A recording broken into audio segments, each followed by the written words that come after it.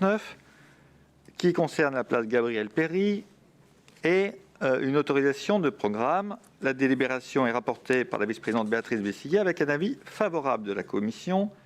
Et nous avons plusieurs groupes qui ont demandé la parole. C'est à la vice-présidente Béatrice Bessillet.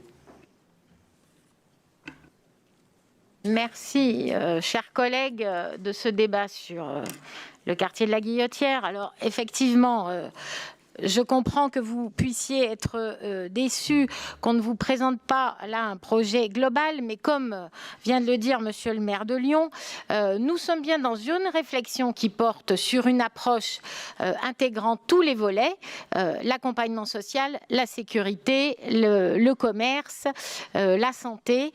Mais aujourd'hui, nous avons préféré proposer une action à court terme parce que nous avons besoin de voter des crédits d'investissement pour un certain nombre d'aménagements urbains, mais évidemment, cela ne nous dédouane pas de tout le travail qui est mené en parallèle et en complément.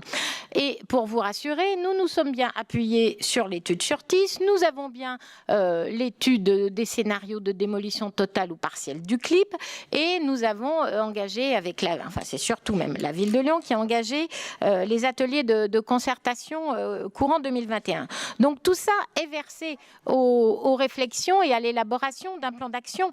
Et si nous n'annonçons pas encore de décision sur le CLIP, par exemple, c'est que effectivement la décision elle est assez complexe et que nous y travaillons et nous aurons à prendre des décisions prochainement. Pour autant, on n'a pas besoin de voter des crédits pour poursuivre les actions de résorption de l'habitat indigne. Renaud Père vient d'en parler. Et il y a un certain nombre d'opérations qui sont déjà engagées et d'autres qui vont l'être. Parce que ces immeubles vacants, insalubres, indignes, effectivement, ils contribuent au sentiment d'abandon ou de déshérence du quartier. Et pour ça, c'est important de réhabiliter ces logements et d'y faire venir de nouveaux habitants. Nous sommes attachés aussi, monsieur le maire vient de le dire, au caractère populaire, à ce quartier effectivement très multiculturel, et nous pensons que les premiers aménagements urbains que nous réaliserons après avoir tiré le bilan de la concertation qui se termine dans quelques jours, où on verra bien ce qu'on retient des propositions qui étaient retenues à la concertation.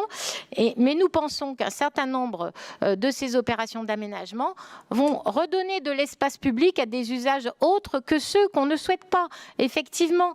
Et les propositions, les opérations qui vont être menées le week-end prochain, comme celles qui ont été menées le week-end dernier, d'occupation de l'espace public par un certain nombre d'autres activités et qui ont plutôt bien marché l'été dernier, qui ont plutôt bien marché le week-end dernier.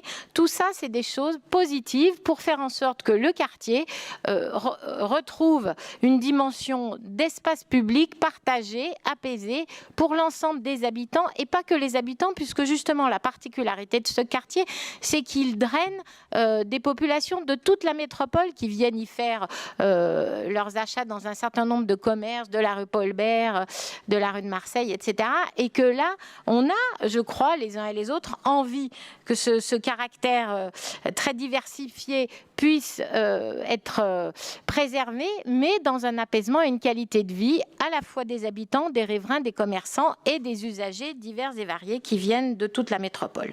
Donc je vous rassure, c'est une première étape et nous en aurons d'autres pour reparler de la Guillotière, espace à vivre. Merci.